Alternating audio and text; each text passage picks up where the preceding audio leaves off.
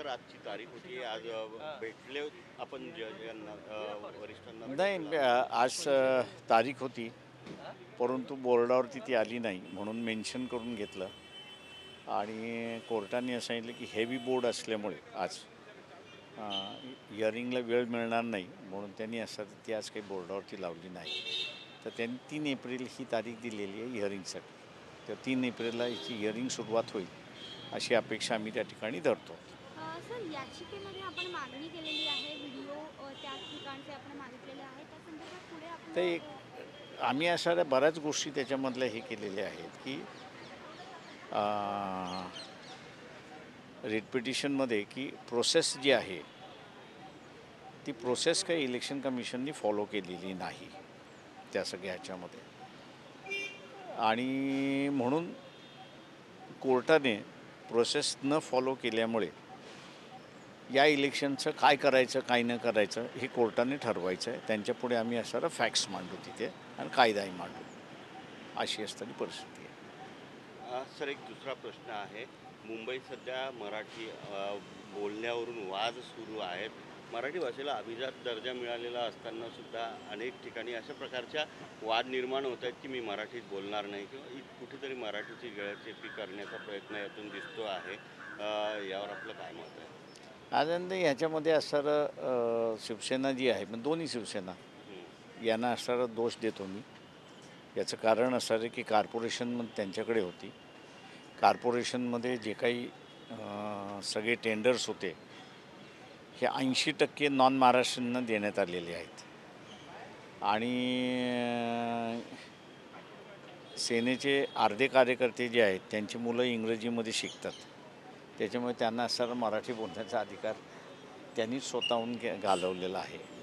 परंतु मुंबई हे कॉस्मोपॉलिटन शहर आहे, त्याच्यामुळे मला वाटतं जसं इतर भाषा शिकल्या जातात तेव्हा बाहेरचे जे आलेले आहेत त्यांनी मराठीसुद्धा शिकलं पाहिजे हा आग्रह आपण धरला पाहिजे. सर, कुणाल कामरा प्रकरण सध्या गाजतंय, पोलीस त्याला सातत्याने नोटीस बजावत आहेत, तो अजून चौकशीला हजर झालेला नाही. मात्र त्याचं असं म्हणणं आहे की जे इतरांनी पण गद्दार असा शब्द वापरलेला आहे त्यांच्यावर कारवाई न करता मी कॉमेडियन आहे तरी माझ्यावर कारवाई केली जाते.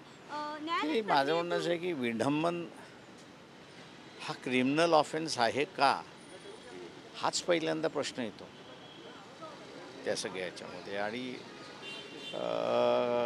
एकदा नोटीस बजावली असेल तर काबरांनी पोलीस स्टेशनमध्ये येऊन हजर राहिलं पाहिजे. म्हणजे कायद्याला कोणीही चॅलेंज करू नये, तुम्ही कोर्टात येऊन त्याला चॅलेंज करा. पण पोलिसांनी जर तुम्हाला नोटीस बजावली असेल तर तेच काबराचं जे म्हणणं आहे ते त्यांनी येऊन म्हणावं की भाई ही क्रिमिनल केस कशी आहे तेवढी मला दाखवा त्या ह्याच्यामध्ये. आणि मायाबरोबर उरलेले जे आहेत त्यांनाही बोलवून घ्या. त्यांनी पोलीस स्टेशनला सांगितलं पाहिजे. त्याला धमक्या देखील येतात शिंदे गटाकडनं आणि ह्यामध्ये भाजपचा एकही नेता नाही. याचा अर्थ शिंदेंनाच भाजपला शिंदे नको आहेत असा देखील कामरा आरोप करताना पाहायला मिळतो. इंटरनल भांडणामध्ये मी पडत नाही. थँक्यू.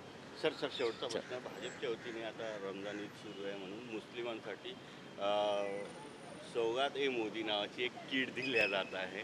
कुठेतरी एकीकडे म्हणत होते की मुस्लिमांचं लागून चालन केलं जाते आणि आता भाजपच्या वतीने अशा प्रकारच्या किट्स देऊन आपल्याकडे मुस्लिमांना आकृष्ट करण्याचा प्रयत्न होतो आहे असं वाटतं. मुसलमानांना जोपर्यंत BJP तिकीट देणार नाही तोपर्यंत मुसलमान याला बळी पडतील असं मला वाटत नाही.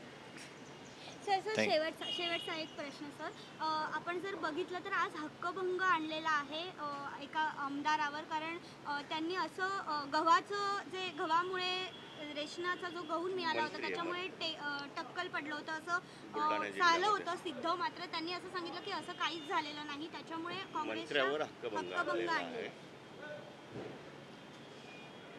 मला वाटतं तो शेवटपर्यंत जर लढला तर फार चांगलं होईल. सभागृहामध्ये डिसिप्लिन यायला लागेल आणि सभागृहाला सुद्धा नियम पाळावे लागतात. तुम्हाला बेछूट आरोप करता येत नाही. एवढं तरी तिथे एक डिसिप्लिन येईल असं मला वाटतं त्याच्यामध्ये.